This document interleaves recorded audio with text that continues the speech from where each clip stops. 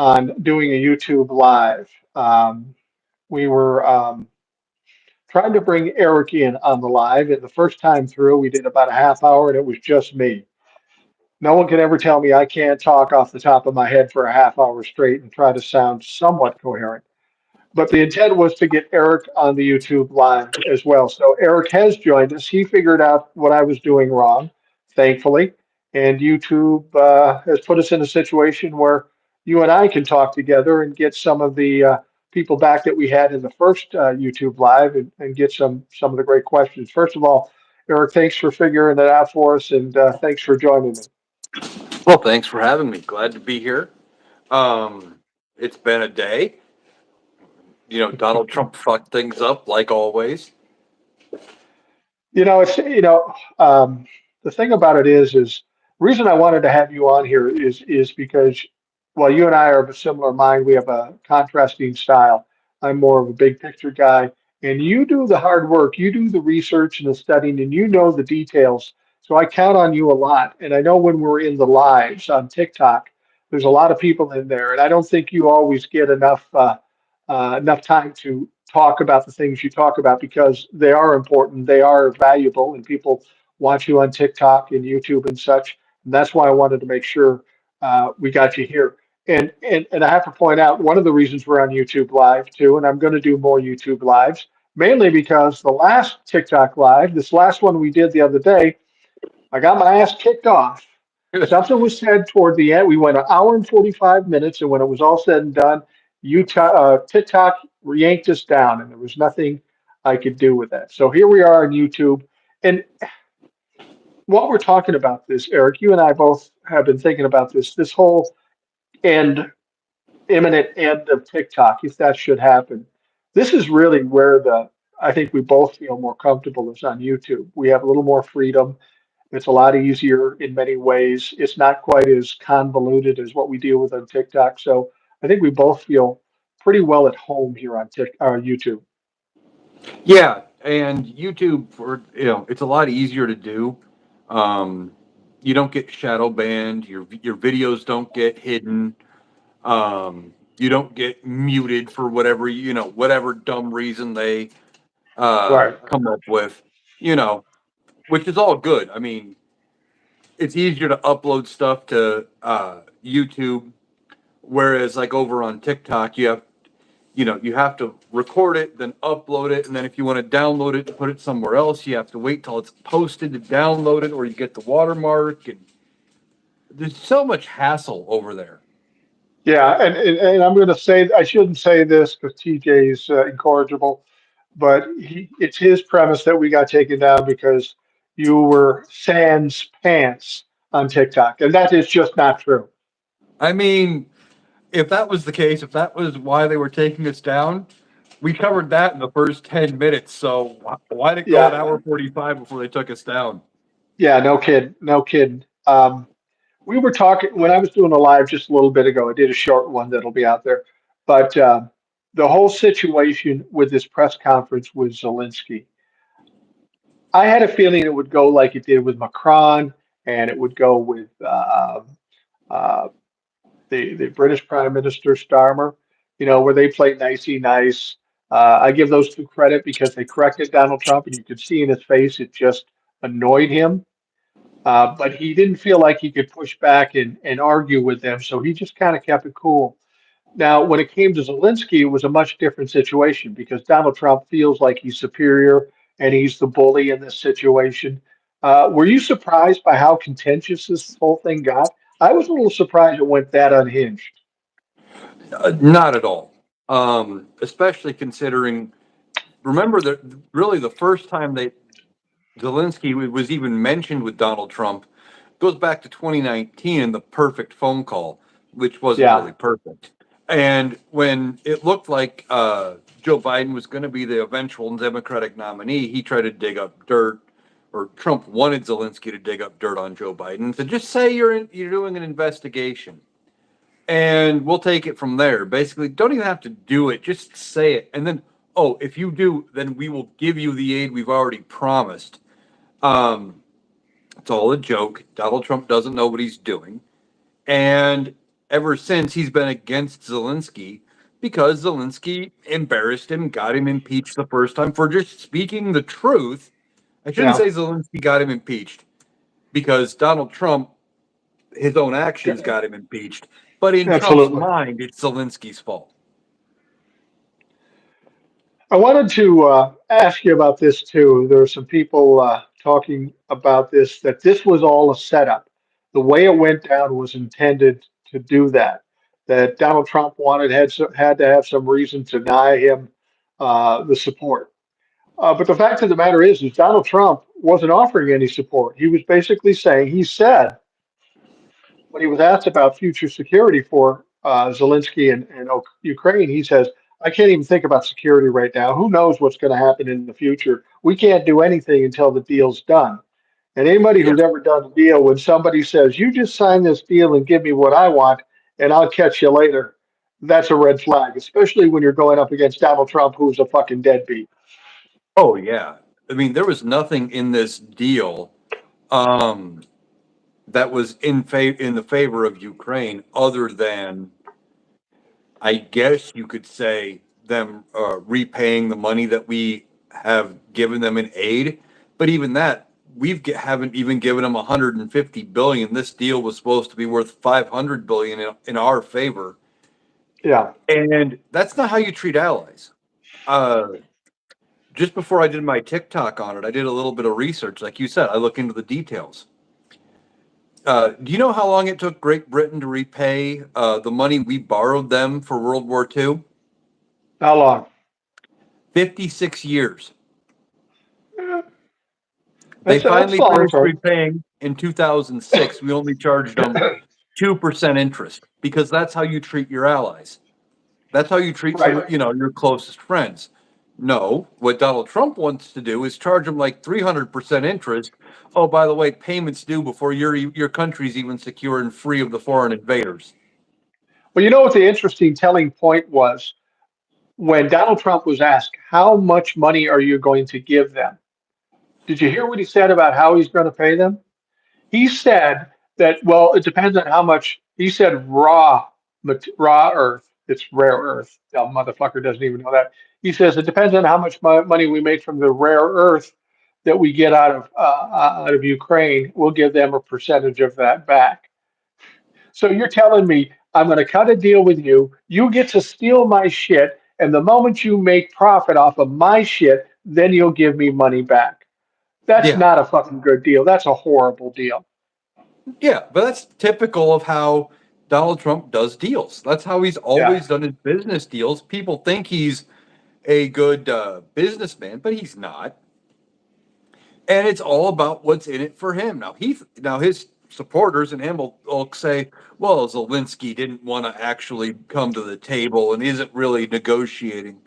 No, that is again not how you do world politics. As I said in your last live in the comments, he lowered our standing on the world stage. I No saw question. something. I don't know if it's legit. Saw something on TikTok. Is apparently a bunch of world leaders are meeting in Ukraine right now without us Absolutely. after this. Yeah. Well, I mean, I think these Europeans have already resigned themselves to the fact that we are of no help to them anymore. I mean, we've been a big help because we're the big country with the big stick that help keep the bad guys away. But they are resigned to the fact that we are of no help anymore. And in spite of the fact that we're in NATO and the UN and all that stuff, we're basically an adversarial country to Europe and every other country throughout the world. Oh yeah. As I'm seeing in the comments, Pretty in Blue just said DT made us less safe. He did because our allies are looking at us sideways, going, "Can we trust you? What if we get in a jam? Are you gonna help? Come bail us out?" That's how they're looking at us right now.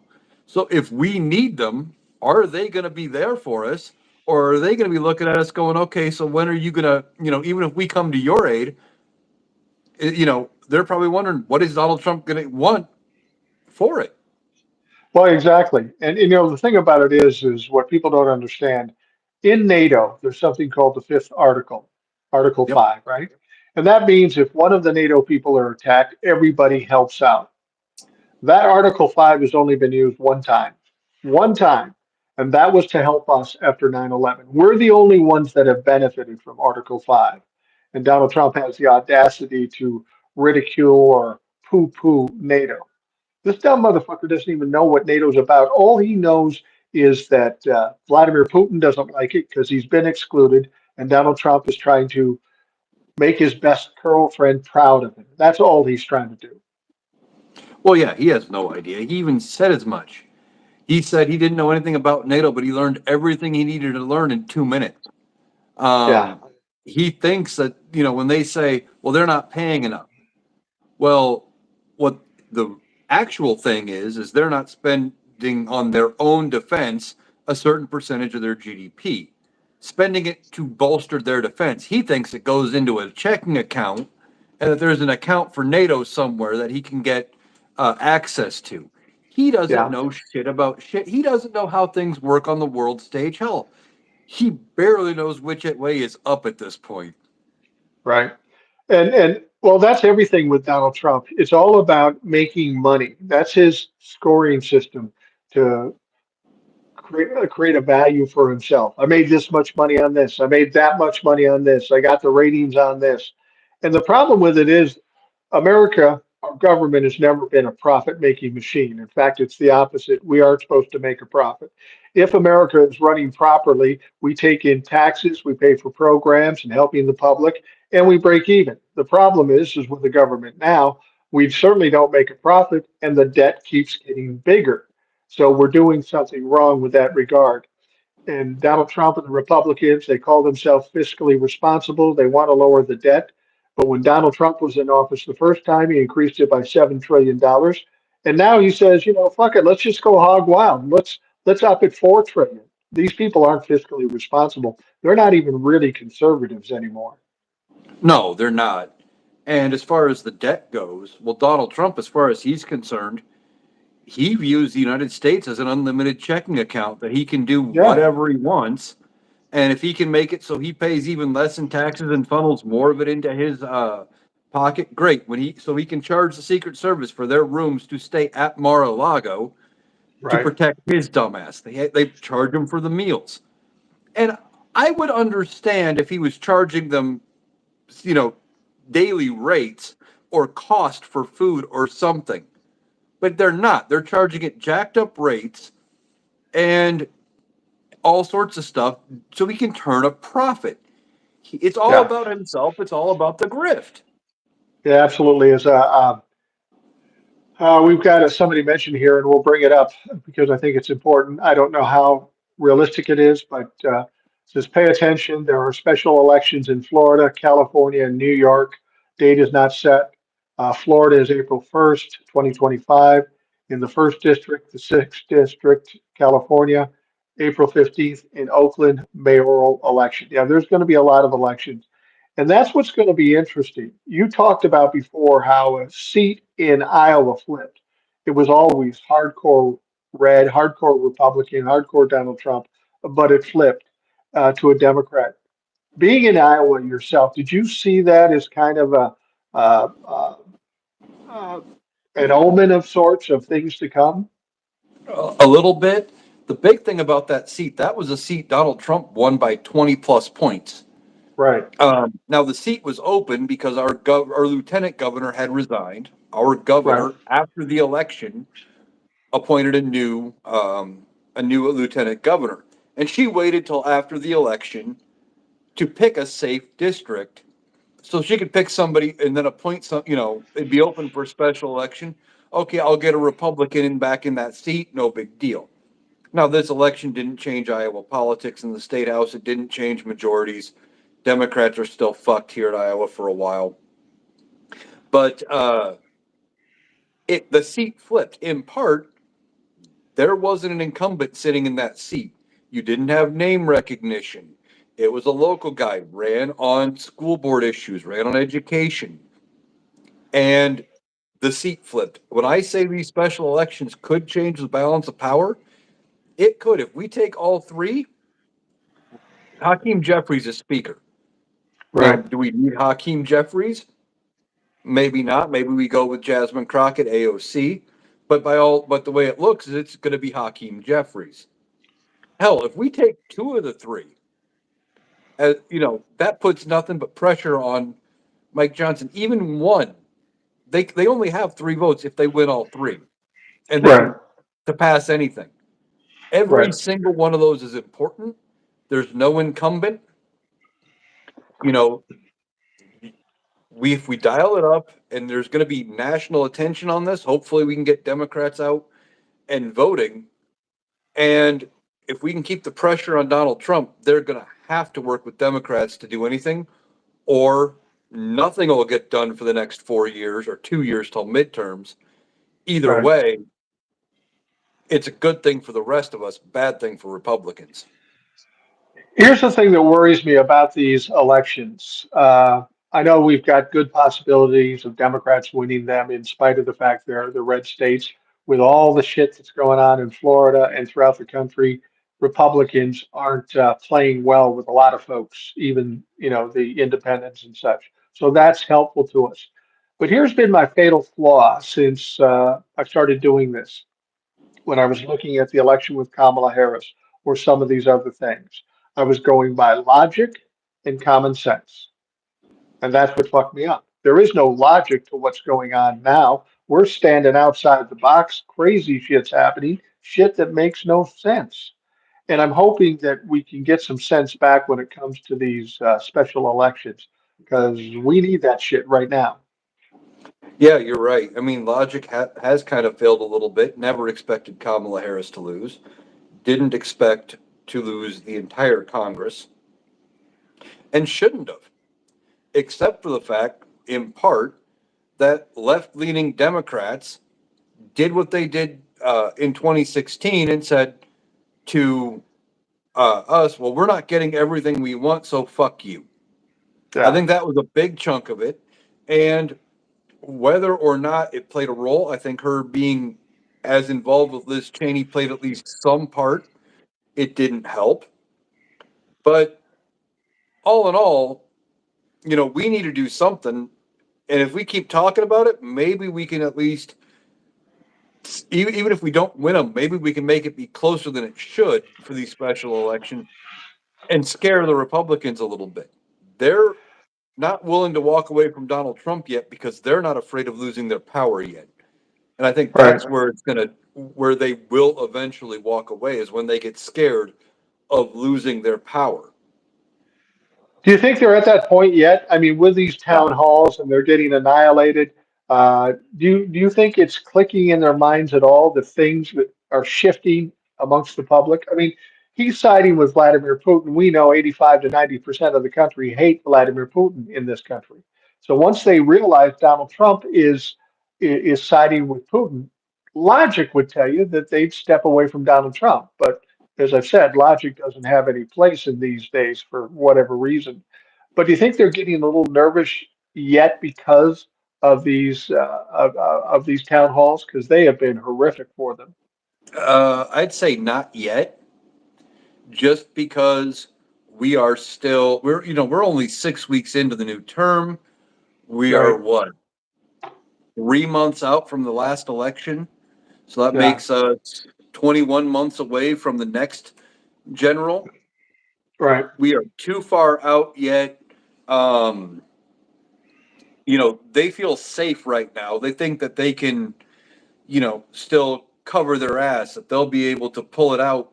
Oh, they'll come up with something. Oh, they'll pass the tax cut, and so there'll be a little more money in your pocket. Or I saw something where they're talking about that refund from Doge, the dividend from all of the savings, which really isn't savings. It would just be a new name for a stimulus check, and that would add money to the deficit.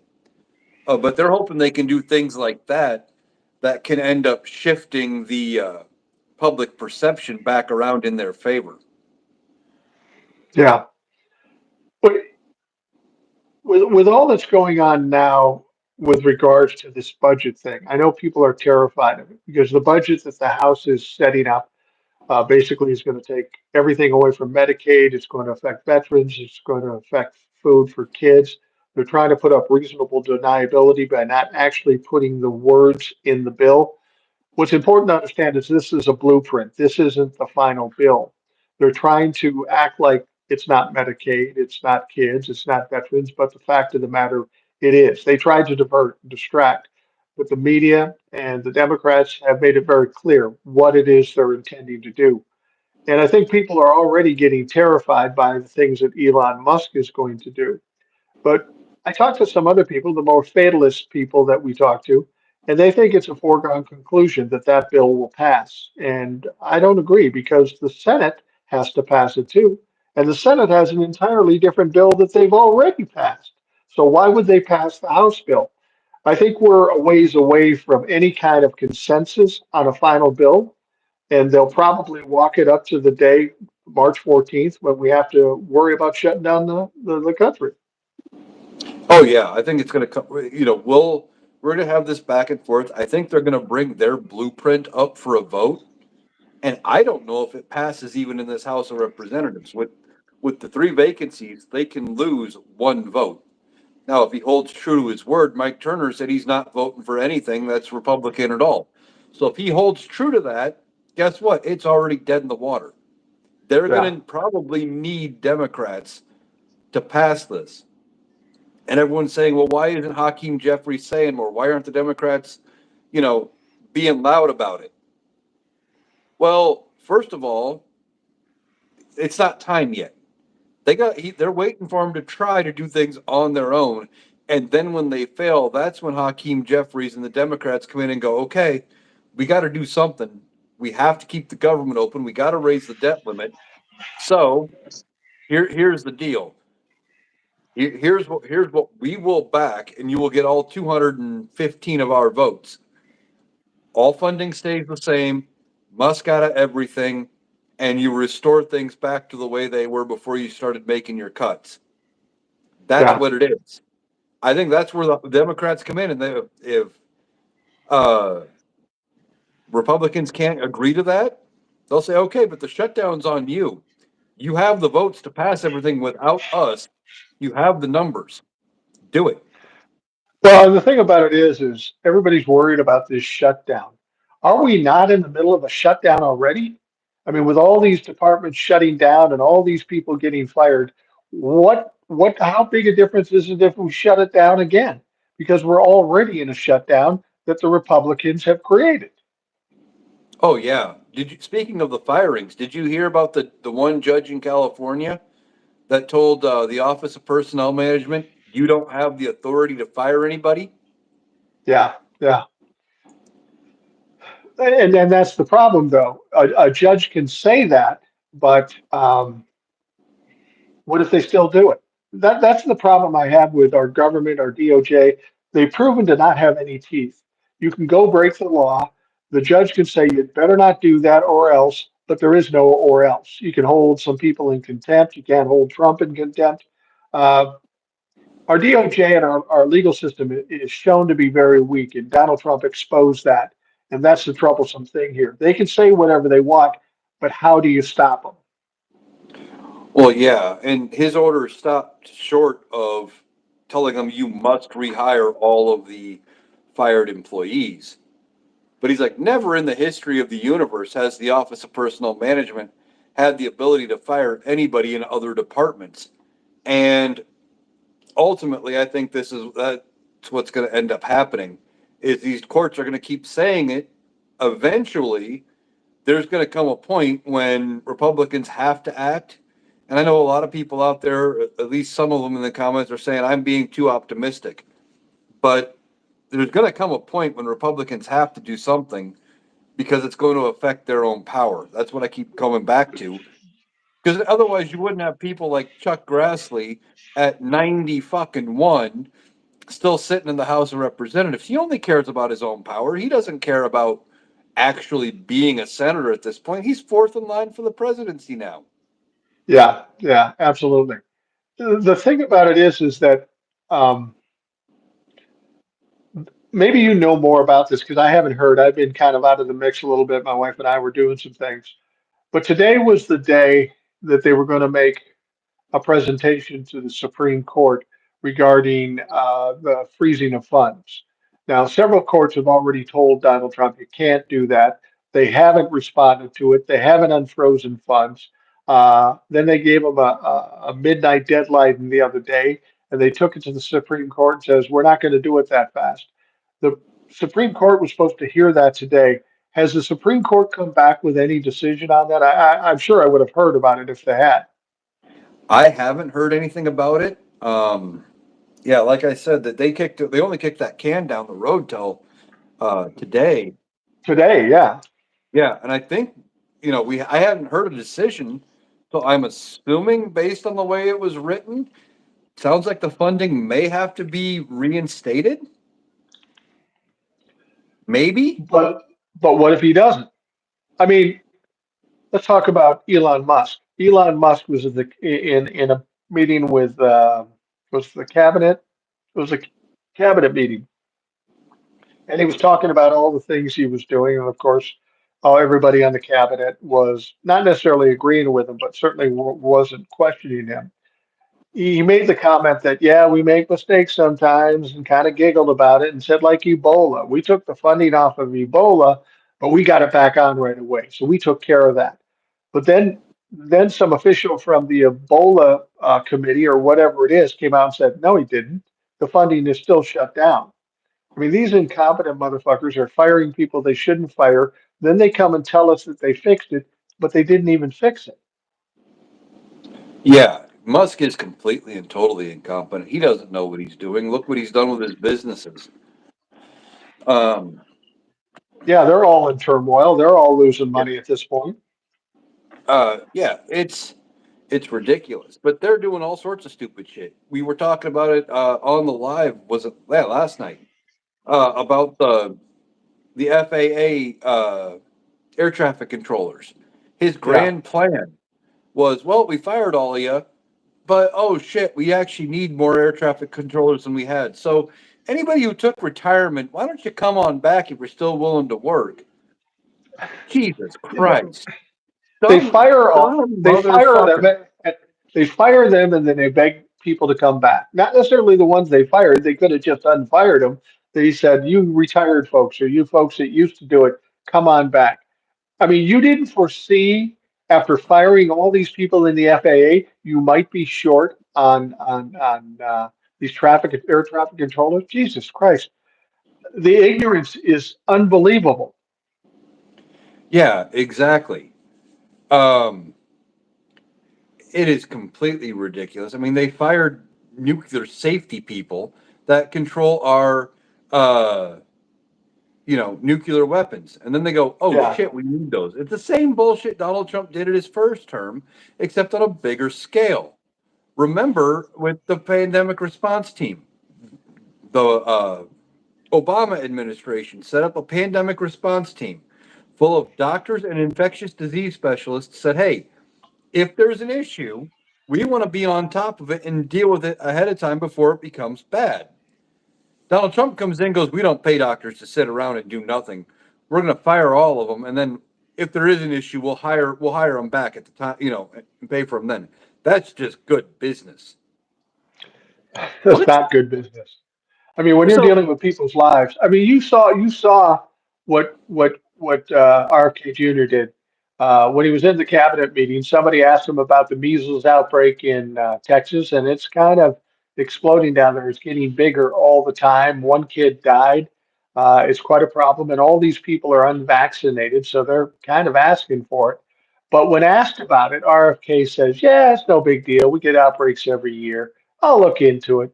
I mean, he was very nonchalant about it and really not interested in it, and was so reminiscent of Donald Trump with COVID.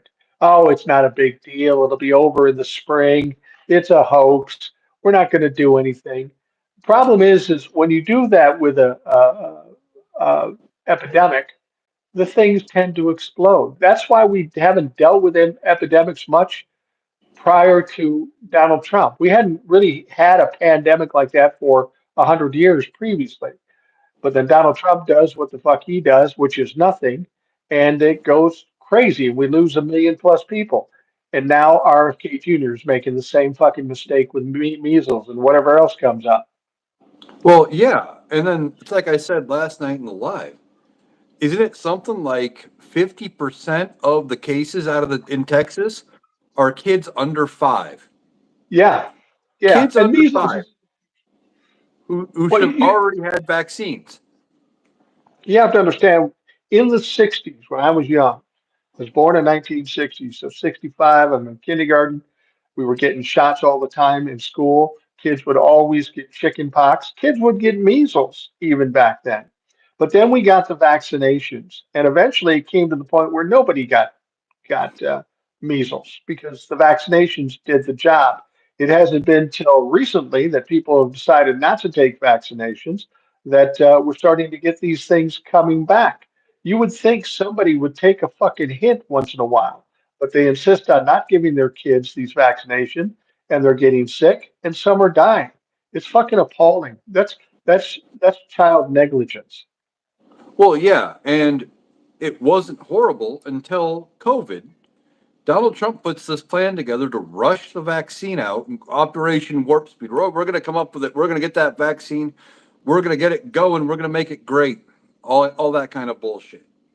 Okay, but then the vaccine comes out.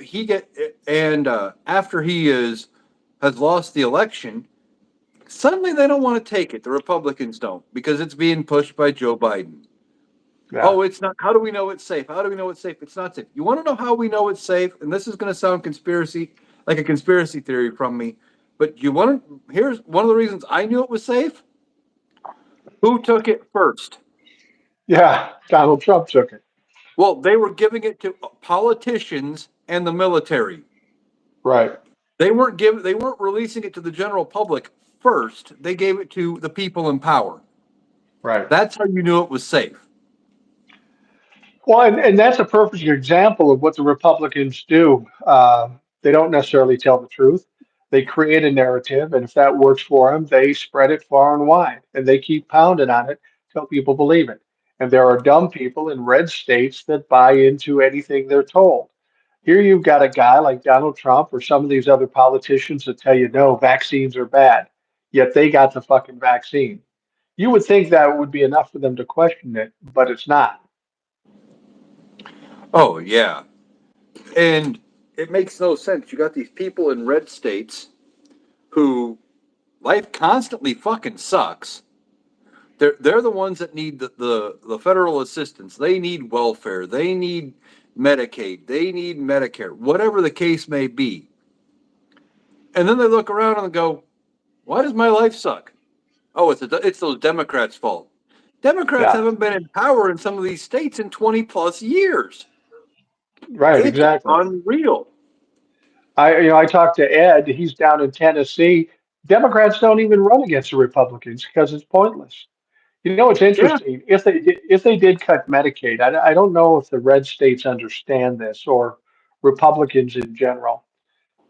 People would lose their health care, obviously, and that's terrible. Kids and elderly folks. But one of the things that basically keeps rural hospitals alive is Medicaid. So if Medicaid's not there, these rural hospitals are going to go away. So if you're a Trumplafuck living in the middle of nowhere and you have a heart attack, well, you got a 2 hour drive to get saved, and that's not going to happen. It won't be until they start taking these hospitals away and they need them that they're going to realize, oh, we fucked up. Yeah. But again, by that point, it's too late. It is too The late. damage is done. It is going to take decades to fix all of the damage that has been caused by this administration, this dumb fuck, and the dumb fucks that follow him. That is the frustrating thing. People like you and I and everybody out here listening to this live, we understand what the prospects are if some of these things happen.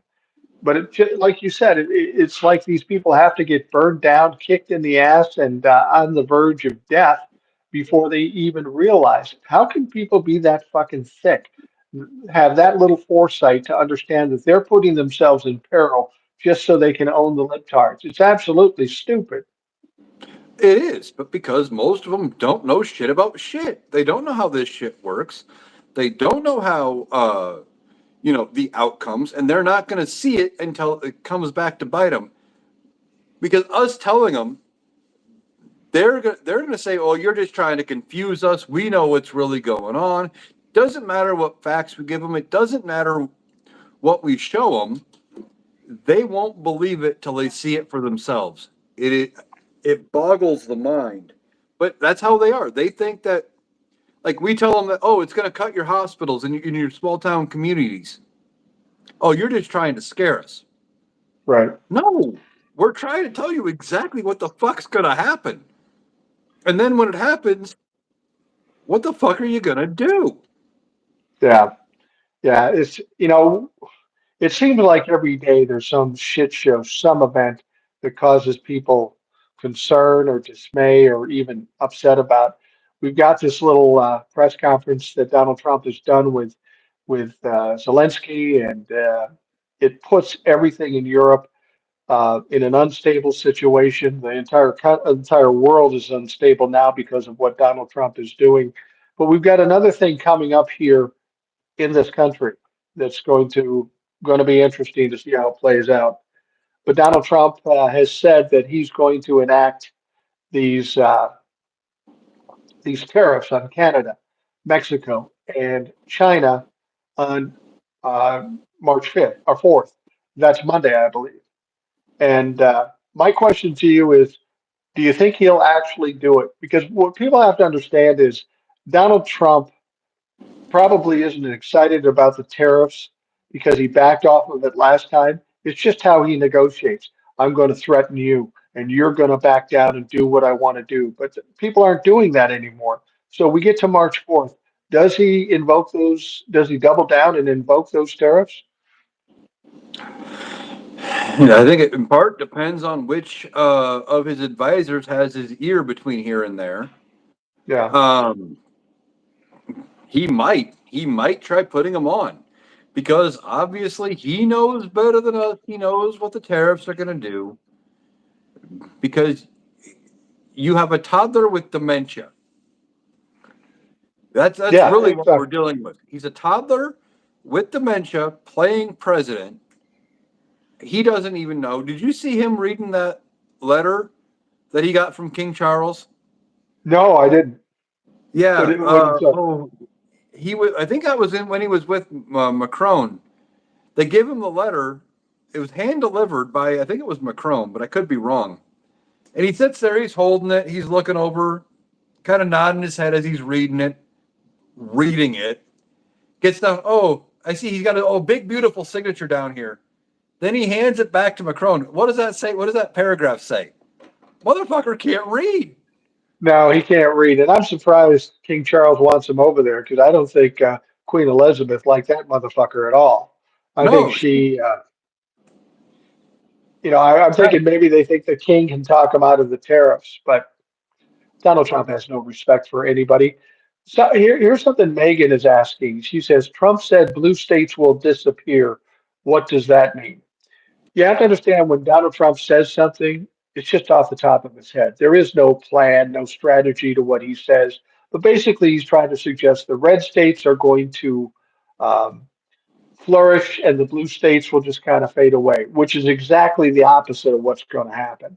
The red states are going to burn the fuck down. They're the ones in the most trouble with these impending economy. Well, I took something different from that. What I think he meant, and it's similar to what he said going into the election. I could win California by 5 million votes if they counted it fairly. I can win New Yeah, York. I think that's what he was talking about is he thinks come the midterms that all of these blue state elections are going to flip red. red. That Okay, yeah, he's that going makes sense that too. he's going to end up having way more power in Congress and then he won't need the Democrats to do anything. What's going to probably happen is Democrats take the House, they possibly get the Senate. At best, they get the Senate. At worst, I think they pick up some seats. And he ain't going to get shit done in the last 2 years of his term. No. Well, that's one thing I've said. Even if we won the House and the Senate, the best thing we can hope for is nothing gets done in the final 2 years. Because unless there is a supermajority voting on a bill, Donald Trump's not going to sign it if it's beneficial to Democrats or beneficial to anybody but him. So the best we can hope for now is that nothing gets done between now and 2028. And I think the members of the House, the Republican Party, it's funny, Old Soul told me that she talked to some Trump fucks and they said, "Oh, we got you now because we got control of the House." And she said, Wait a minute, you had control of the House for the last 2 years, and they had no clue. They're that oblivious. They're that stupid. When they had the power, they couldn't get anything done.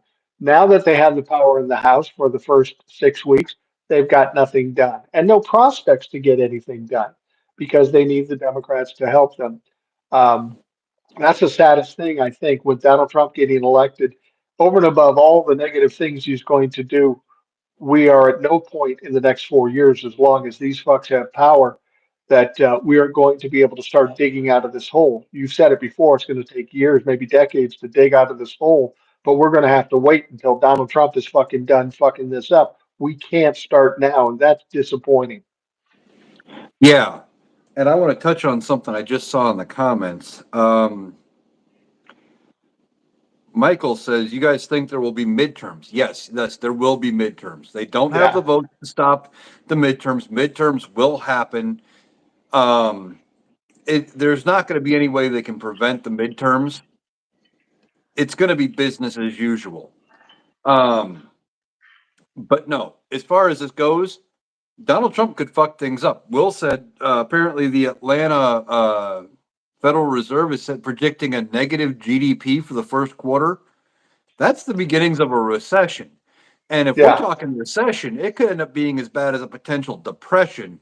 And I've said before, if he fucks the economy as bad as it looks like he potentially could be or could do, if the Democrats do it right, they could end up having control of the levers of Congress for 20 years. yeah, Imagine the good we could do with 20 years of unified power. But the Democrats have to have a decent and a good message. But it has to be a simple message. FDR won on the New Deal, but it was down to 3 points. He kept it very short, easy to digest, and was all about helping people and getting people back to work into good paying jobs and having, things be taken care of again like they should have always been. yeah. Well, That's how the Democrats could win. don't you think that's where the Democrats failed? They were trying to be above it all, trying to say the right things, fighting against Donald Trump. And when it came down to it, people voted for it because of their pocketbooks, and rightfully so, because the younger folks in this country are struggling because they don't get paid shit. Rent is high, and they have to live with their parents a lot longer because the middle class and the poorer class and the younger folks just aren't making enough money to even fucking survive. That's why I've said our biggest problem now isn't the prices of things, it's what we pay people. We don't pay people enough. There's never been any motivation to do it. And I think the Democrats have to take a lesson from this. Instead of saying we hate Donald Trump, so we're going to beat him, or we're going to bring back the level of decency, you've got to literally sit down and tell them what you're going to do, and tell them over and over again, so people can place some hope in something. And that's where the Democrats failed in 2024. Well, in part, Kamala Harris had a good message about what she wanted to do. She would talk about housing credits and making homes affordable and raising the minimum wage. She was saying good things, but then there was everything else she was also bringing in, having to talk about all of the negative of Donald Trump, how bad he is, his dementia, how his narcissism, all of the shit. Her message about the economy got lost in the mix of everything. They need to focus on kitchen table issues, getting it back to basics about how it's going to be good for the everyday people. And I think that is where her message got lost in there. Yeah. I kind of hope he puts those tariffs on, not because of the strife it's going to put people through and the problems it's going to put them through. The faster Donald Trump can fuck up, like what he did with Zelensky, the faster they're going to have to make a change. And people will say, no, the Republicans will stick with it forever. And I think you and I agree. not forever. They have stuck with it longer than I imagined. Logic didn't play well there, but there's going to come a point with as bad as Donald Trump is and the biggest messes he's making, they're going to have to do something with the situation. And I wouldn't be surprised if after today they're not talking about it seriously. They're maybe not ready to do it yet, but they're talking about it. Oh, I think they've been talking about it behind closed doors since day one. Yeah, I think probably. there's at least parts of it are getting, they're talking about, okay, where do we have to draw the line? Where is the line at? When do we have to make a change? How close to the election do we make the change? Because we gotta appear tough against Trump, close enough to the election that's what people remember.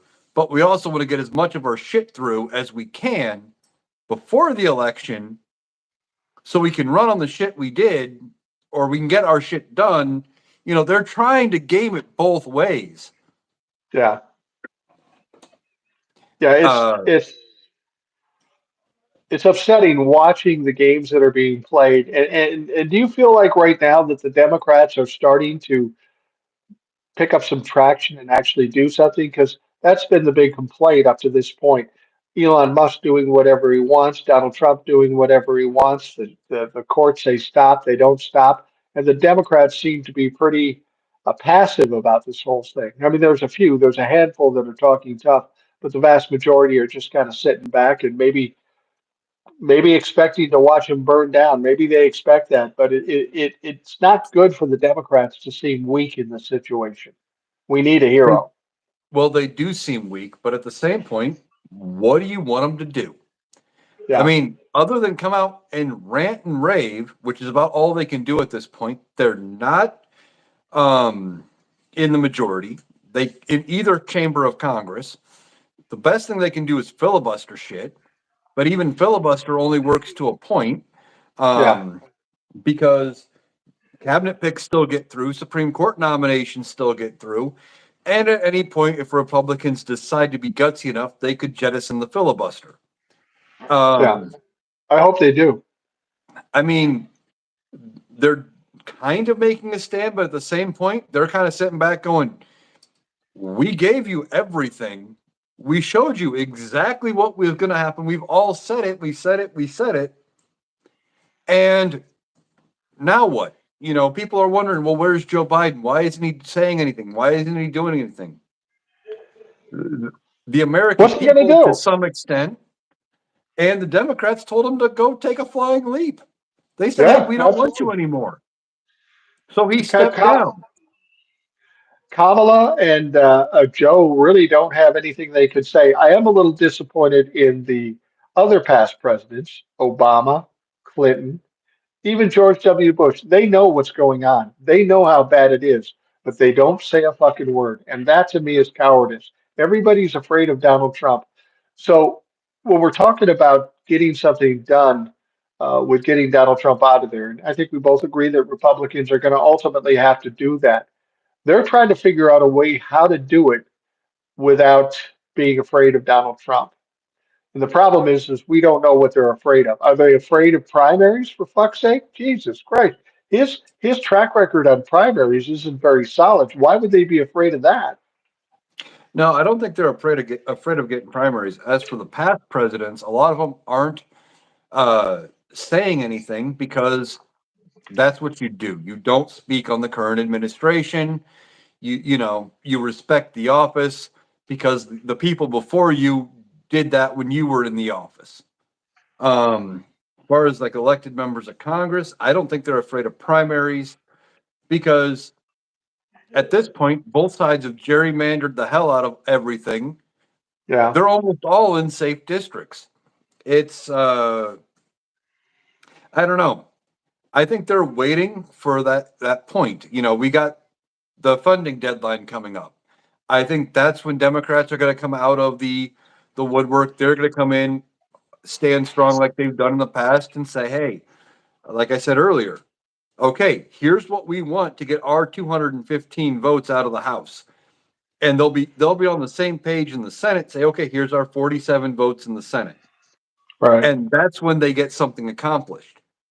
they're letting Republicans burn it down so they can come in later and be the adults in the room. Right. But unfortunately, everybody wants something to be done right now, today, yesterday, or whatever. That's not how politics works. And we got to wait for the moment to be right for them to do anything.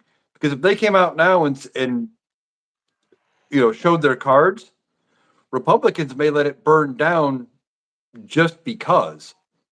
Yeah. Well, nothing happens fast in government unless, of course, you're Elon Musk.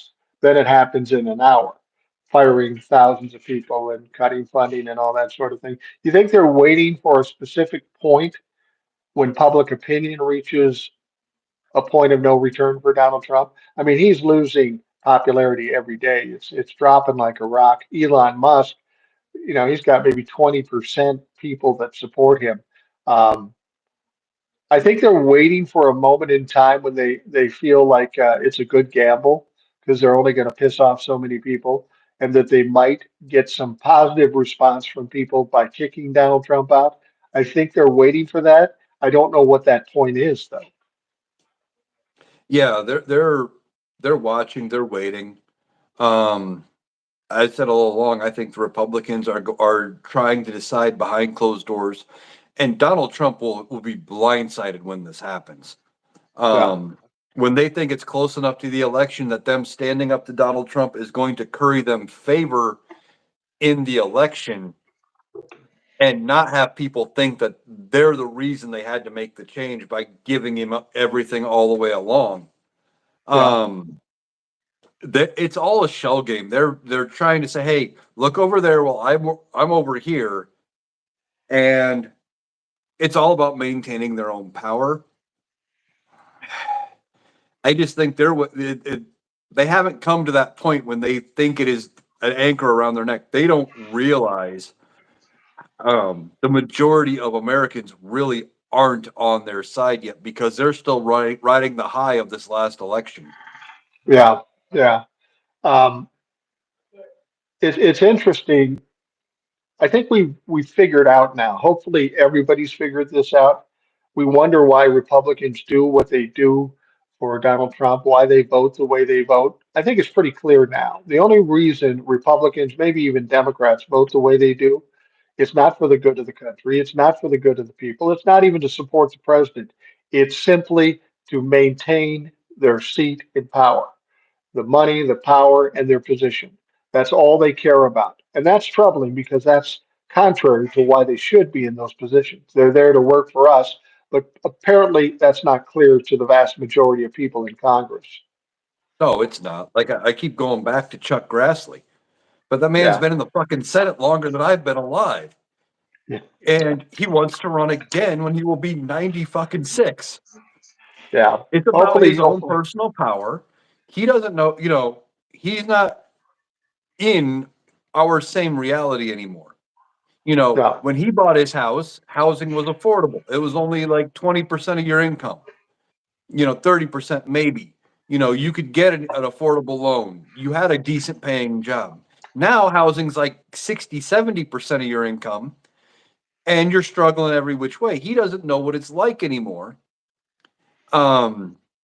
But he doesn't want to let go of that lever of power. And that's the problem with a lot of these people on both sides of the aisle. And it's just as bad for the Democrats. You got Nancy Pelosi who won't go away, Chuck Schumer, a few of the others that um, they keep holding on, and we need younger, fresher blood in this idea or in this race. We Well, have. yeah, well, I was just going to say, Frank Capolino made a comment in the comments. He said Eric Swalwell should be the Democratic leader in the House, or Jamie Raskin and Chris Murphy, or Chris Van Hollen, or Sheldon Whitehouse should be the Democratic leader in the Senate. And I don't disagree with him. I think all those people are great. I love Sheldon Whitehouse. The only thing Sheldon Whitehouse has going against him, he's an old white man, but he is sharp and he's strong and he says what he means and he means what he says. We've got Nancy Pelosi and Chuck Schumer, and they're in power because they've been there a million years. Um, how do you make that change? I mean, how does that change occur? Do we have to wait till they die? Wait till they retire before younger people can take these positions? Or can Congress just say, we're tired of your shit, let's get somebody new? Well, part of the problem is even look what they did with Dianne Feinstein's seat. Yeah. She was in her 90s to the point where she didn't know where she was because numerous times she was supposed to vote and they had to tell her, just say yes. And she was going to start debating the bill. Her daughter had to go to court to get power of attorney to pay her bills While she because was in the Senate. while she was in the Senate, yes. And then she dies. And instead of letting the governor appoint somebody and then running a primary to see who it should be, they come up with a plan for Katie Porter and Adam Schiff to go from being two Democratic members of the House to one of them will be the senator from California because we know it's going to be a Democrat. We can guarantee a Democrat's going to take the seat. And that's what happens. What we need, got to get loud in the local Democratic parties, in your state Democratic Party, and we need people to run in primaries against these people. You know, if you get somebody who would run a primary against Pelosi in, say, San Francisco, guarantee you, doesn't matter who's got a D next to their name, they're going to win San Francisco. We Yeah. don't need name recognition there. No. If we And if we primary her out, great. right. Well, I was disappointed when Katie Porter ran against Adam Schiff for the Senate seat. Adam Schiff had it game from the beginning because he was supported by Nancy Pelosi and Chuck Schumer. He was going to win no matter what. And the problem is Katie Porter ran. She wasn't going to win, and when she didn't win, she no longer was in the House. And she was a strong advocate for decency in the House of Representatives. So while we got Schiff in the Senate, we lost in the House. I'm not saying we lost the seat because we got a Democrat back there, but we lost a serious politician that was actually doing some good. And I blame Nancy Pelosi for that bullshit. That shouldn't have happened Oh, that way. oh yeah, I do too. And as far as that goes, I don't think either of them should have ran for that Senate seat. No. Realistically, why did we need to move a Democrat from the House into the Senate to cover that seat? It wasn't Well, like we were running, you know, like we were in a Joe Manchin situation in West Virginia where it was a really popular Democrat in a red state where maybe you have a chance of making a pickup. It's California. California is going to go blue almost 95% of the time as far in a statewide race. It was safe. Well, and the thing about it is Gavin Newsom had the option to appoint somebody, and he was going to appoint somebody. He was going to appoint a very qualified black woman to be in that situation. Now, she would have just rode out the term, which was a couple of years, maybe 3 years or whatever, and Pelosi and Schiff and everybody was else was afraid that okay, Schiff needs to be the senator, but if we let this black woman go in there and be the senator for 2 years, now she's in the incumbent, and maybe Schiff won't win. Whether we're talking about Republicans or Democrats, it's all about power, it's all about position, and they don't give a fuck about anything else. They don't care if it burns something else down. I got to get mine. And that's what troubles me about Schiff. I mean, he's a good guy. He does a good job. He's a little stiff for my taste, but this had nothing to do with what was good for the country or the Congress. It was all about an individual game like Schiff or Pelosi, and that's frustrating because when the Democrats do it, people always want to blame the Republicans, but the Democrats have all kinds of fucking problems too. Oh, they do. They do, without a doubt. I mean, uh, Chuck Schumer, I thought he was going to be a much better majority leader in the Senate. He proved to be pretty ineffective and pretty weak Yeah, he's comparative to what very I weak. expected. He is no Mitch McConnell by any means. No, he's And, not. you know, hell, he's not even as good as Nancy Pelosi in my mind. Nancy Pelosi wouldn't have let Joe Manchin do half the bullshit he did. Wouldn't have let Kristen Sinema get away with the bullshit they did. Right. There wouldn't be bills that got killed by people of your own party. I mean, let's be honest. When Nancy Pelosi was the Speaker of the House, she did a good job. She was tough. She rammed it down the Republicans' throat. She did a good job. And it's not that I'm faulting her for anything about not doing a good job, but your expiration date is up. You're older than Joe Biden. Just step aside. You got all the money in the world. You've had the power. You've had the fame. Why not relax and move aside? Because, and I've said this over and over again, we really need to get younger people in there because they should have the right to determine their destiny. Now we got old fucks like Chuck Grassley. I mean, hell, Chuck Grassley, I don't know if you knew this. He lives in a beautiful old 100-year-old house. He had the fucker built. So that's how long he's been in this fucking house. People live Yeah, in 100-year-old houses and he was there to build. I'm kidding, of course, but we not really by much. no, not by much. But the thing about it is that we've got Nancy Pelosi either supporting abortion or going against abortion. This woman hasn't had a baby in 50 years, and she's not going to have another one. Why should she determine what's going to happen with the younger people in this country, or income levels or minimum wage? They're so out of touch. It's ridiculous. Donald Trump is out of touch and he's stupid. Nancy Pelosi's out of touch. She's smart, but she's out of touch. She doesn't know what real life is, and she needs to go away and get somebody stronger in there.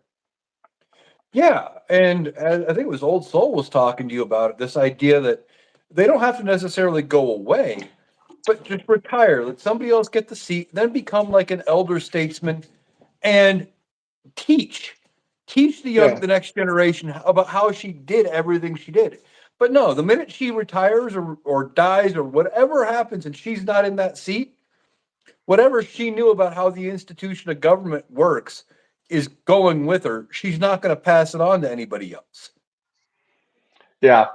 No, they're not. Again, it just goes back to their own power, and that's all that matters. Do you think when this comes all crashing down, um, the Republicans are going to take a pounding, but I think the Democrats are going to take a pounding too. Those of the Democrats that have chose to do nothing at all. Do you think this is a situation where it's going to be an ultimate disaster, but it's something that has to happen? And then on the other side, we see some dramatic changes in what our Congress looks like and how we do business. Do you think this is an inflection point where things change dramatically? I'm hoping that's the case, but I don't know. I do. I hope so.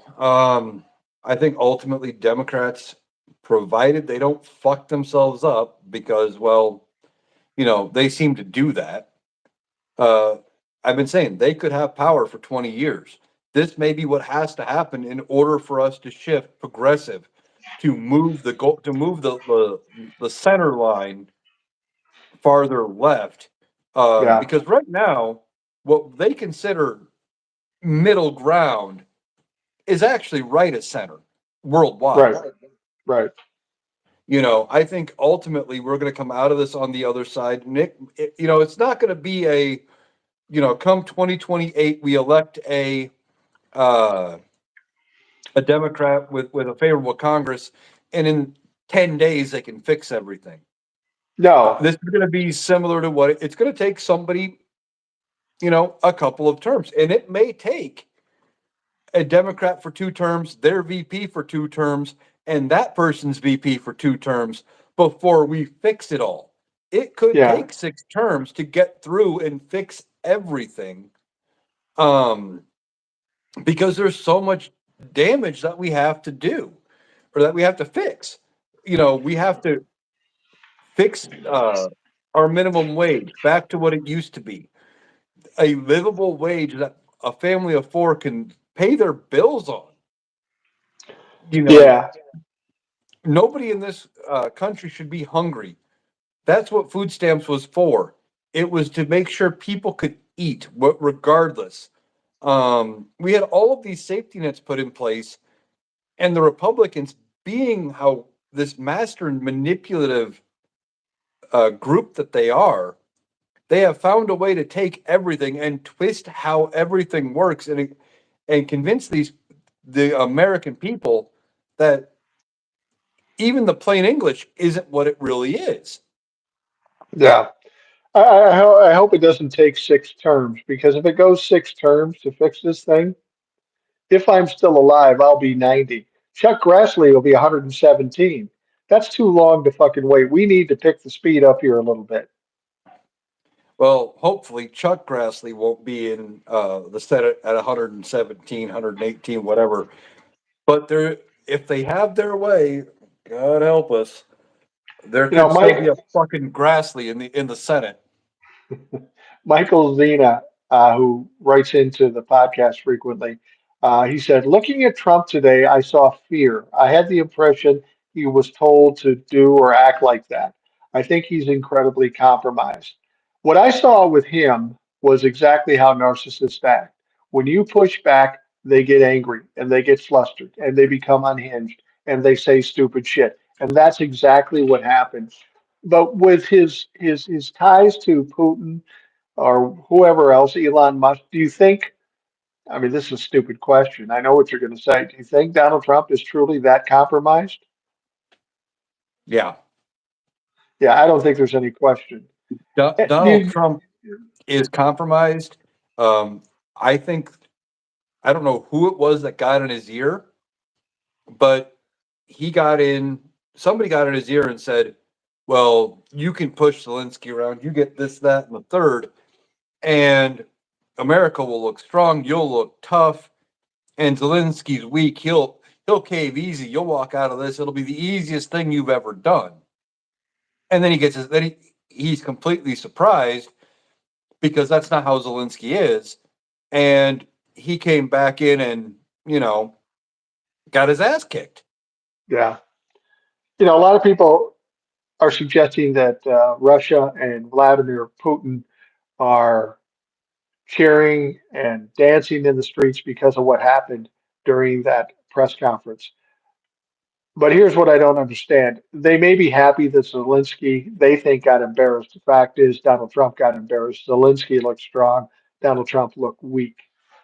But the only way Vladimir Putin wins in this situation is if Donald Trump cuts the deal and weakens Ukraine. Now, the fact that Donald Trump won't be giving them any more money, he said that as much. If you don't sign the deal, we're down, we're out. So he said, we're not giving them any more money. But we know Europe gives them a lot of money, more money than America does. As long as the fighting continues, if if Putin had the upper hand, he would have won by now. He's losing hundreds of thousands of troops. He's going broke. How does Vladimir Putin win after this situation? He's back in the same spot he was. It's just that America is not going to be funding them. And if Europe pumps it up and gives him more money, he's still in the same situation he was in before Donald Trump was president. Well, he thinks he's winning here because we're not backing him, right? Because we're not backing Zelensky. Except, again, Donald Trump's a dumbass, doesn't know how anything works. Congress has the purse. They can Yeah. still pass funding for Ukraine around Donald Trump, and he'll have to spend the money. He'll have to send the funding to Ukraine. But won't they have to do a super majority though? Because Yeah, he could veto it. but they've passed all other funding bills for Ukraine and stuff with those levels of majority. The votes Yeah. are there if the Yeah. Democrats are willing to play ball. But the thing is, what Donald Trump didn't, and Putin don't realize is, even without us, if the rest of Europe, bands together, they can do a lot without us, and they can find ways of supporting Ukraine. Russia's getting its ass kicked on a daily basis by a country they should have, according to all of the measurable metrics, they should have beaten in weeks. We're what, 3 years in now? Yeah.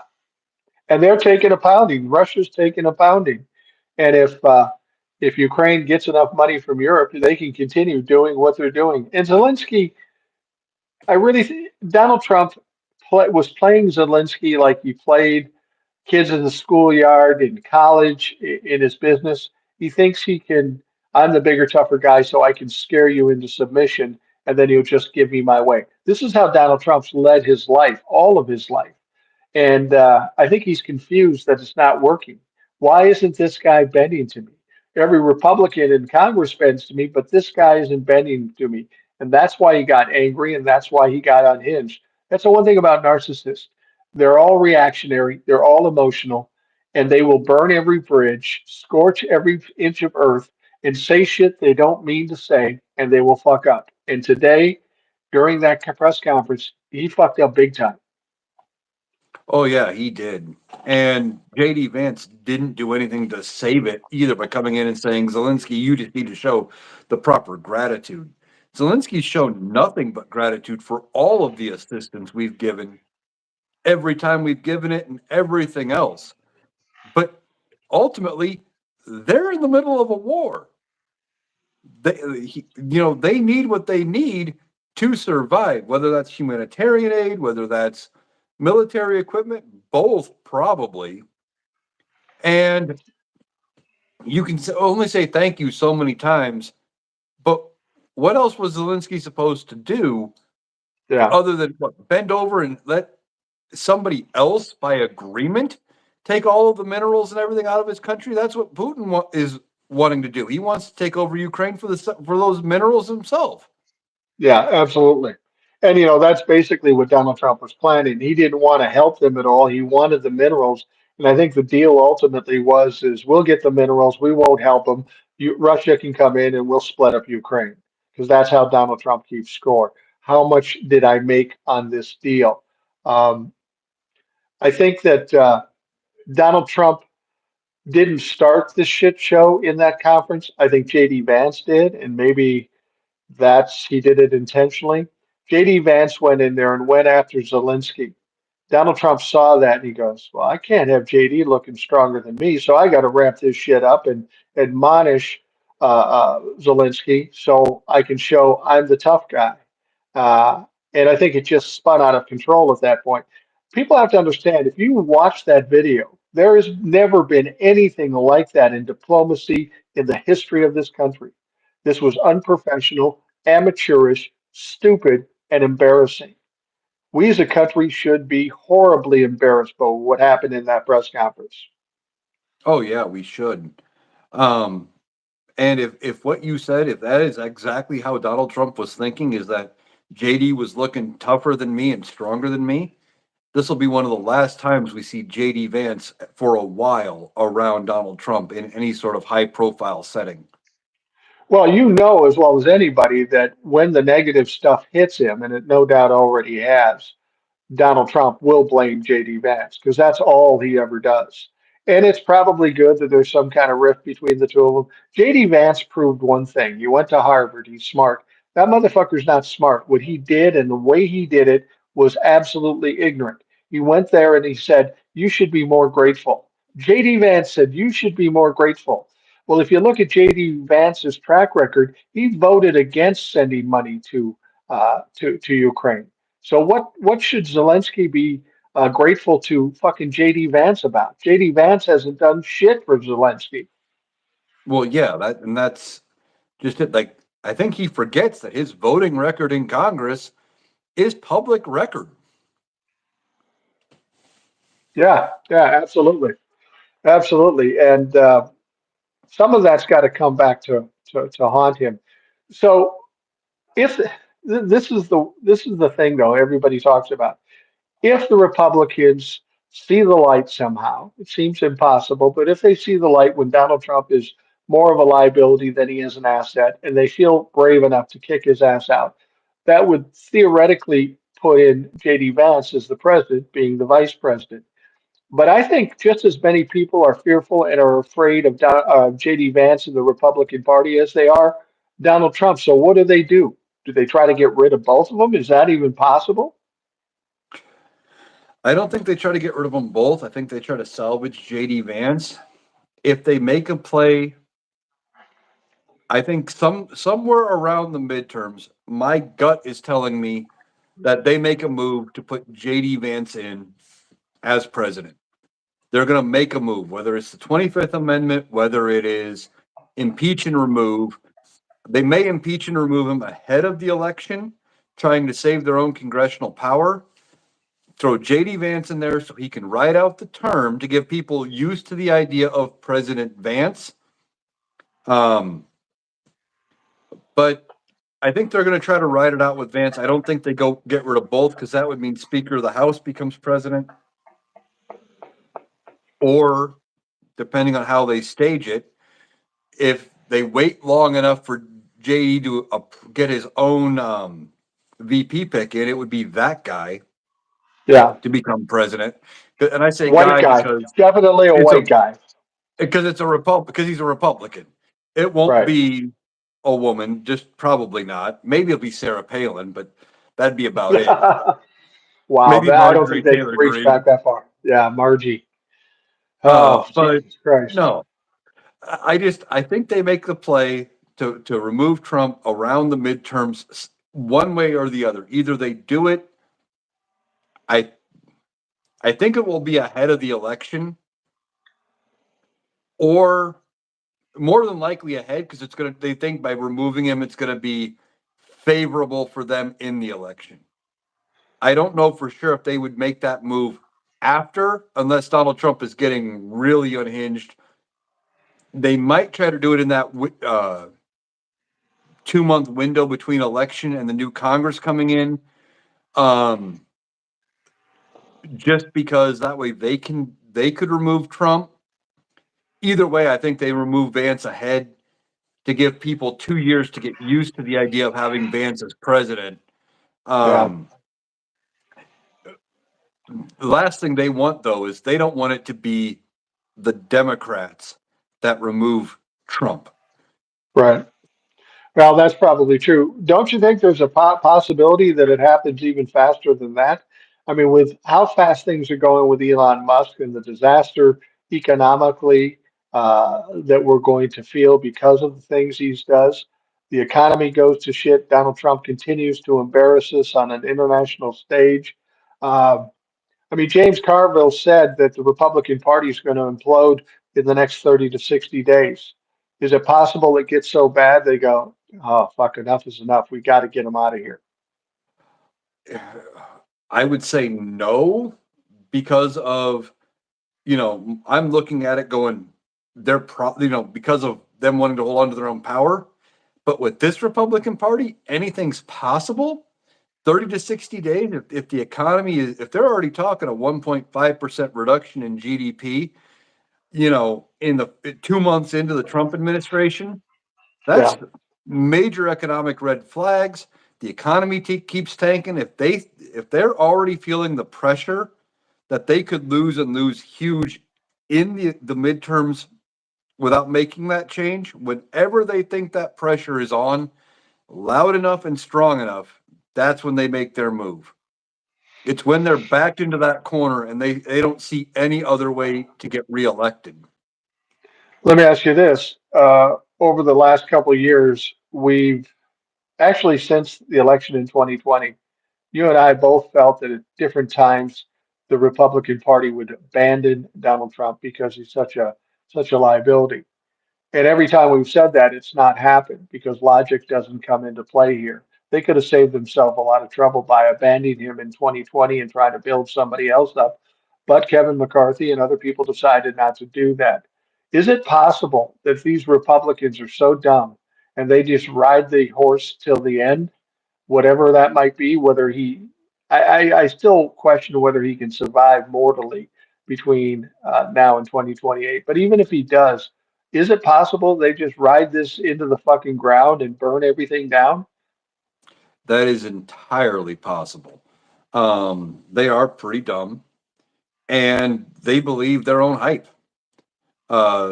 If they come to the internal conclusion that he is helping, not hurting, they will stick with him until that point. And they are at least some of them are weighing that whole thing out every which way, trying to figure out how much is he helping versus how much is he hurting. And then they're weighing the 30% of the Republican base, the MAGA base, Yeah, that won't vote for anybody other than Trump, and they won't vote for any Republican that badmouths Trump. Yeah, So absolutely. there is math. There is polls going on behind the scenes. They're looking at it, but they may feel that they have no choice but to hold on. But I think ultimately they will probably have to make a change. Do you think Donald Trump's approval rating drops after this little performance in the Oval Office? Do you think that takes a hit then? Is that Oh, enough? I is it enough to take a hit? Probably. Um, I mean, it just depends. How are people looking at it right now? A lot of them are, you know, how many people were surprised by what he did? You Yeah, know, we come to expect this kind of bullshit from Donald Trump. This is who he is. yeah, He fucks things up all the time. People on our side of the aisle that are far enough left, we already have an unfavorable opinion. It's the it's the moderate Republicans and the people in the middle that they're the ones that really need to be polled. They're the ones that we need to watch out for. They're the ones that have to come around and realize how bad these Republicans are fucking everything up. yeah, absolutely. Somebody said in the comments, today was the most embarrassing thing. How many times does Zelensky need to express gratitude? He has even congratulated when Trump won. Narcissistic behavior today. And that's what Donald Trump insists on. I don't know if you remember. Do you remember the first cabinet meeting in Donald Trump's first term in 2017? Do you remember that at all? How that went? How that started off? Let me remind No, you. They're all sitting around the cabinet. It's on television, and everybody in that cabinet had to take a turn talking about how great Donald Trump was. Donald Trump needed that adulation so bad that he went around the room and said, "Say something nice about me." That's how bad Donald Trump is. He is desperate for praise and adulation. And if you want to get anywhere with Donald Trump, that's what you got to do. You got to bend the knee, kiss his ring, and tell him how great he is. And Zelensky's not willing to do that. I mean, they went in there specifically to embarrass Zelensky, and Zelensky's a good leader. He's a strong man, and he doesn't take shit, nor should he. And it just didn't work with him. That's what pissed off Donald Trump. oh yeah. I mean, Donald Trump wants everyone around him to kiss the ring, to like you said, tell him how much they love him, how great he is. That's why he's still holding rallies. That's why Yeah, he's doing all of the stuff. He never wanted to stop running for president. I think I said it even before the election. I don't think he wanted to actually win. I think he would have been happier if he would have lost the election. He could come out, claim it that he you know was cheated, and said, "I'm running in 28," and he could keep holding the rallies where he had the cheering crowds and he had the fundraising. I think that's what he ultimately wanted. And now that he's got to do the job, he's got no interest in being president. You saw that cabinet meeting where it looked like he was completely uninterested, out of it, playing on his phone. He yeah, doesn't want to put the work in.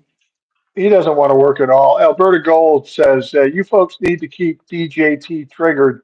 We out here need to know how far we need to go to correct the situation. Um, and I think Alberta is absolutely right.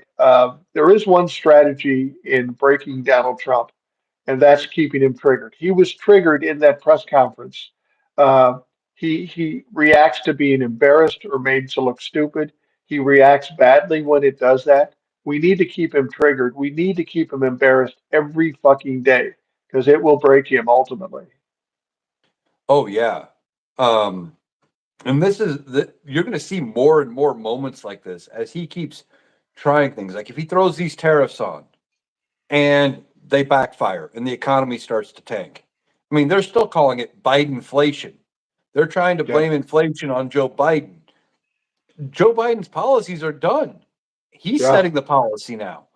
Um, we need every time he fucks up, we need to keep the pressure on him, pointing out that Republicans are in charge and go from there. the more pressure he feels, the more he's going to fuck up, and the more he fucks up, the more pressure he's going to feel. It is going to be a nonstop thing until he's either out of office, he's thrown out of office by the Republicans, or that Big Mac finally gets him. Yeah.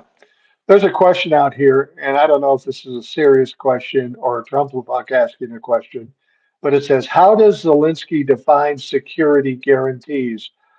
Question mark, question mark, question mark, question mark. Well, what you have to understand, if you're asking a serious question, here's what you have to understand. Donald Trump wanted the mineral rights. He made no offer of future security. And when you're talking about future security, it's money to continue to fight the war, support in any way they possibly can.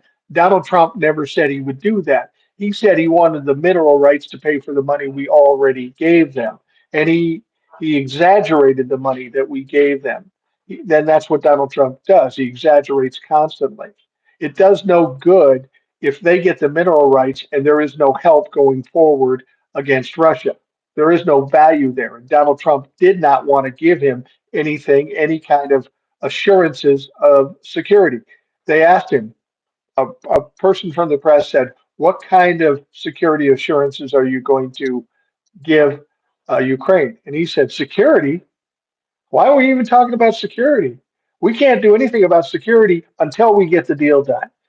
Give me the money, give me the mineral rights, and then we'll talk about security. Problem is Donald Trump is known for being a deadbeat. He's a fucking deadbeat. And what he would do is he'd take the minerals and not do anything for Zelensky and just let Vladimir Putin run roughshod. How do we know this? That's how he does every fucking deal. Well, yeah. And so, okay, Donald Trump says, let's get this deal done. Give me, we already spent about $150 billion, give or take. And you're going to give me $500 billion worth of mineral rights. And then we'll talk more money going your way. No deal, no more money. So how much is the next batch of money going to cost him? And the next, Yeah, and the next. That's how Donald Trump does business. Zelensky had every right to know what kind of security guarantees we give him. And the person in the press who asked that question was doing a good job. yeah, Um, Realistically, the amount of damage we're doing to Russia without putting a single boot on the ground is amazing. We're yeah, giving them military equipment, a lot of which was mothballed stuff that we were going to let go to waste anyway. Or right. it was stuff we went to American manufacturers and said, hey, make us this. Here's a work order for 1,000,000 rifles and 1 billion rounds of ammo. How much money did that pump into the economy? But Donald Trump doesn't understand any of it. All he's caring about is let's get this deal done now. Give me what I want. Let's get the mineral rights because I guarantee you, whatever U.S. contractor would go in there to mine those mineral rights, Donald Trump would probably be getting a kickback on the backside. Well, and Donald Trump has a track history of not following through. I mean, he burned every vendor that ever worked for him while he was building buildings and casinos and that sort of thing. He had a charity, a foundation that was bringing in money for charities and never paid the charities. He was banned from whole having a foundation in New York forever. This is what Donald Trump does. I remember hearing a story where he had somebody do something, and the guy says, "Hey, I want to get paid." And Donald says, "Oh, I'll pay you half." He goes, "I can't do that. I'll go broke. I can't do that." He says, "Well, then I'll take you to court. We'll run you through court for 5 years. You'll go broke anyway." This is how he does business. He is a fucking embarrassment. And why anybody walks into a situation and trusts him, nobody should. If I was in business and I knew his track record, I wouldn't even deal with him. And I applaud Zelensky for seeing that and not bending the knee like a lot of other people already have. Well, yeah. And I think that's why now for a while we haven't seen any new construction out of the Trump organization. People have come to realize how he does business when it comes to building things. He does, he stiffs everybody along the way. Yeah. And then he creates these companies to sell products, you know, runs the company into the ground, but gives himself a golden parachute as they're going into bankruptcy and people are on the unemployment line. I was talking to somebody in the town I grew up in, a small town, and they were describing somebody pretty much like Donald Trump who was doing business the same way in real estate. And I'm like, yeah, let me guess, you guys ran him out of town, didn't you? Pretty much, Yeah, but the guy's a Trump supporter. yeah, of course. But it's okay if Donald Trump does it. When I was in business and I was dealing with some shady people on both sides of the coin, I was mediating deals so everybody got a decent deal. I dealt with so many unsavory motherfuckers, and my only attitude with them is if they came to me, I'd say, I'm not dealing with you. I can't trust you. And even if I do deal with you, you're going to have to do it exactly the way I tell you, or the deal's not going to happen. And most of them wouldn't do it because they're in there to win and they don't care who gets screwed. What people don't understand is when you've got two parties negotiating, one guy wants to win and the other guy has to lose. That's the problem with Donald Trump. It's not that he always wants to win, but he also needs somebody to lose. The problem in business when you do that is while you may win that deal, there'll never be another deal because that fucker will never deal with you again. It's very short sighted. It's a way of losing. And this is what Donald Trump has done his entire life. Well, yeah, using your business example, it's, they want to get, instead of making $1 billion or $1 million on the deal and being able to do 10 deals, let's get 5 million on one deal. Because I get that deal right up front. It's Yeah. short-sighted, it's dumb, and people like that normally don't survive to be businessmen as long as Donald Trump has. The only No, reason he's been able to do it has been because he's been able to play shell games with his money, leverage properties for more than they're worth, get big loans for, you know, uh, properties that are worth 10 million. He gets $100 million loan on them. Well, then because he's got the loan, some other bank will say, "Oh, well, that property must really be worth $100 million. I'll give you $200 million loan." It's ridiculous. It's a yeah. shell game. Well, and he's always had a sugar daddy. When it was originally, it was his dad bailing him out to the tune of Yep. $400 million. And when dad dies and the money runs out, then Russia identifies him as a potential asset. Now, understand when I say Donald Trump's an asset, it's not that he's smart. He's a useful idiot. And Russia and Vladimir Putin have recognized that he's easily manipulated. We're seeing it today when he's siding with Vladimir Putin, who is our mortal enemy. Uh, at this point, I've said this before, and I'm going to say it again because I think people need to understand. Donald Trump, JD Vance, the entire Trump administration, and most of the Republicans, they are enemies of this country. They've proven that, trying to undermine democracy. And I need to say this too, the people that support them, you are enemies of this country too. And when this is all said and done, you're going to have a lot of fucking answering to do. Yeah, they will. Give you some food for thought, though. Reagan, Reagan today would be tossed Yeah. out of the Republican Party. Yeah, absolutely. As He would much be as they considered a rhino. admire him, yeah, as much as they admire him, they would kick his ass out in an instant. He'd be too woke. Yeah, and mostly because he's anti-Russia.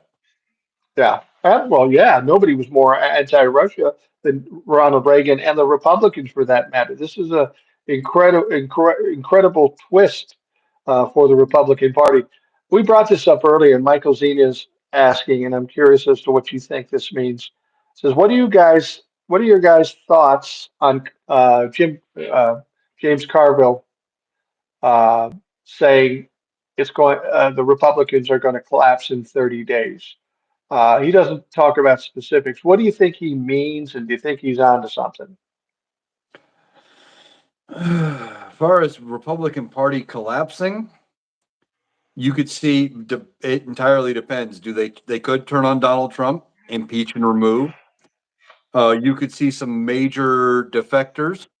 Um, end up leaving the Republican Party. Maybe they become independent. Maybe they switch parties enough to flip control of the House, the Senate. I mean, that's wishful thinking, I realize. But if they think that the only way they can maintain their own power is to switch parties, I don't put it past some of these Republicans. Yeah. You're going to start seeing the infighting continue when they say the Republican Party is going to collapse on itself. You're going to start seeing some red state governors calling out saying, hey, you know what? My state's hurting because you're doing this. Put the funding back, those kind of things. Yeah. You think it's already chaos now? Yeah. It's going to get worse. The big test is coming up in 14 days when they have to pass this funding bill. And I still believe, maybe I'll be wrong, but I think Democrats are going to be the ones to get that funding deal passed. They're going to be the ones coming in hot with the last minute save. Do you think the Democrats are saying, now let's shut this motherfucker down? Even if they get the blame, it's so far off the elections, people don't remember what happened yesterday. Do they shut it down just to slow everything down, Elon Musk and everything, and say, fuck you, we're not helping you? Shut the motherfucker down. See, I don't know.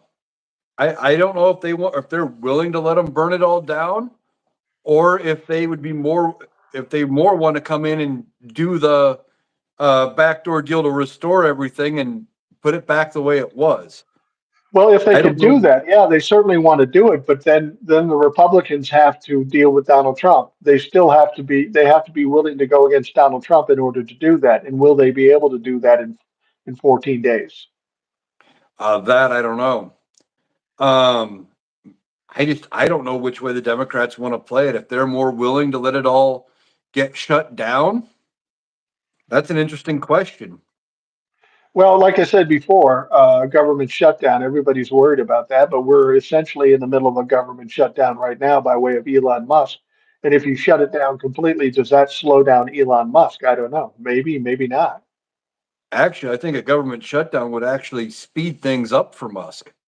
Well, that's true too. Because the people that are already in these departments that are trying to help, and not help Musk, help the everyday people, they're the ones that aren't going to be there. Or he could say, well, you were furloughed, you didn't get any work done last week.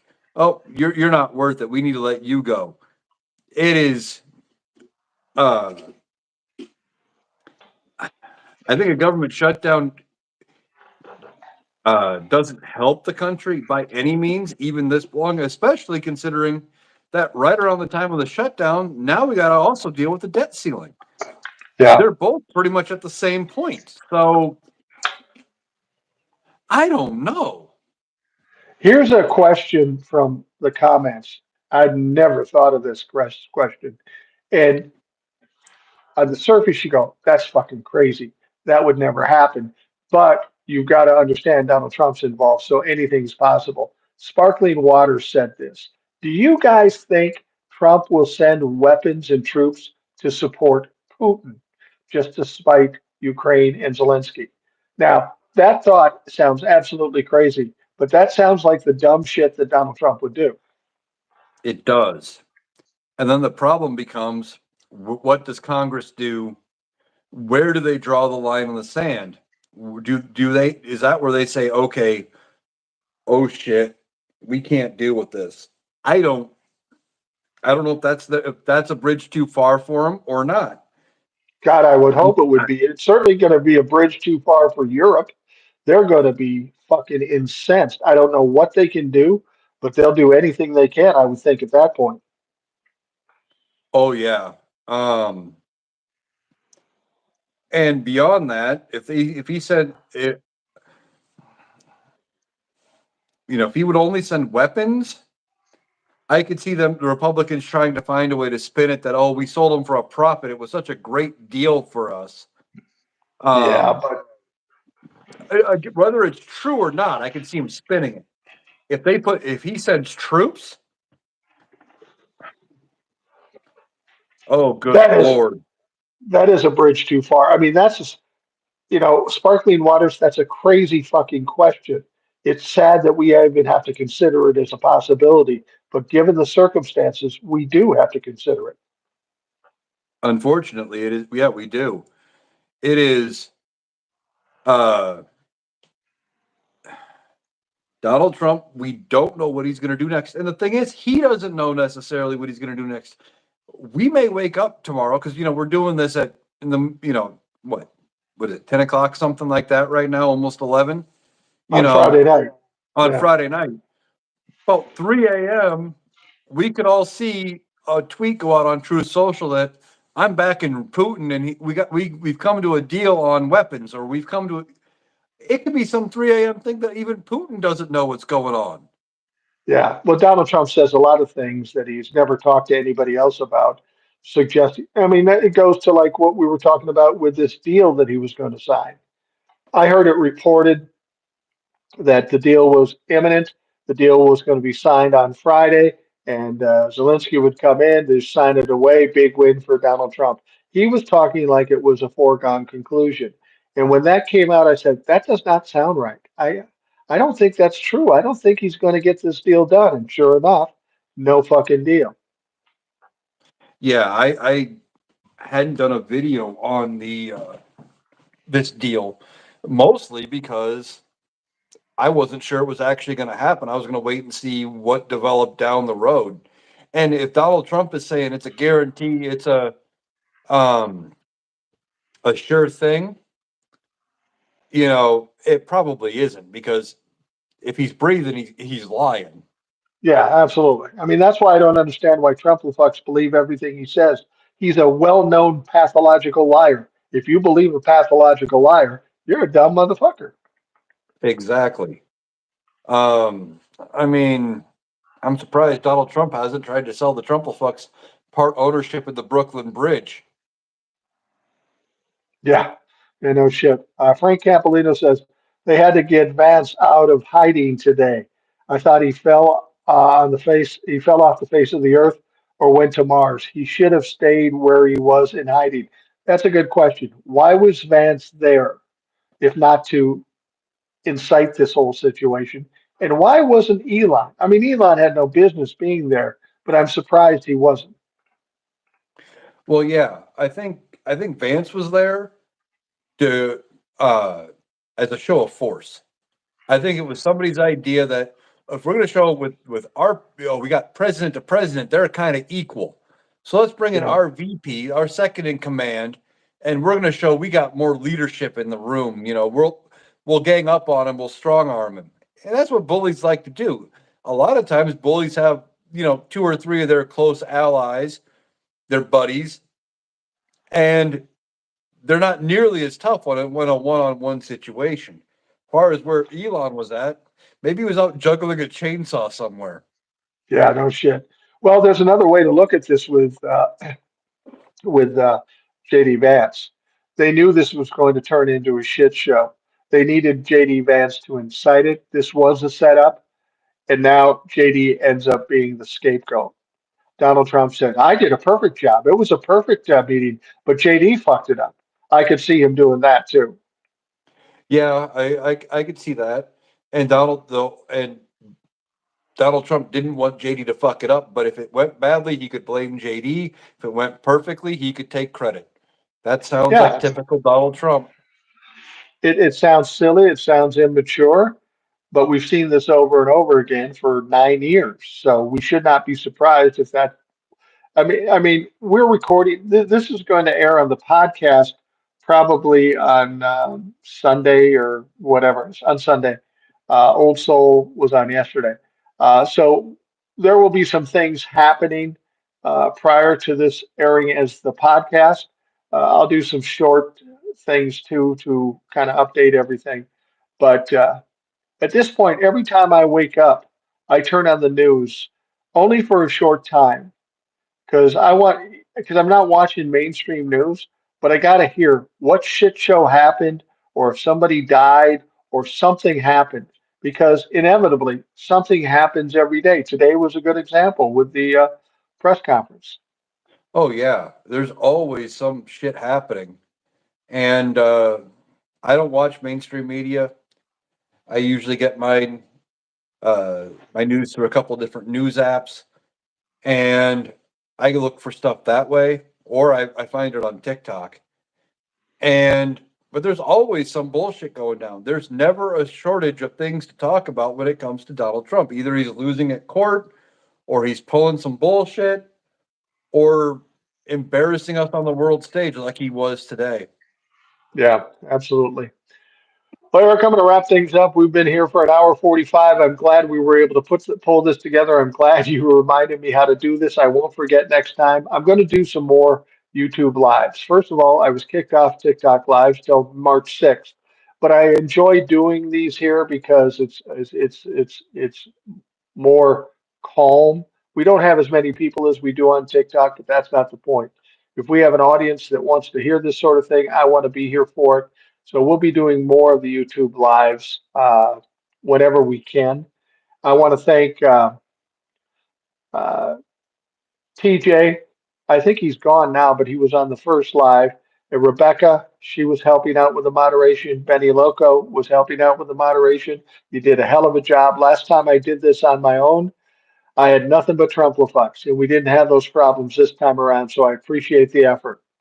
And Eric, thanks for coming on short notice and talking. I needed somebody with a level head to talk to, and uh, I couldn't find any, so I got you. I'm kidding, of well, course. I'm kidding. well, thanks for having me. I love doing the podcast, love doing the lives. This was kind of a new experience doing a YouTube one for once, but look forward to doing more of them. Yeah, absolutely. Now that we figured it out, it works out pretty well. And I like the one-on-one thing and dealing with the comments. Because when you get on TikTok and you have a bunch of people in there, you end up missing the comments. And I think the comments from the people listening to this are very important.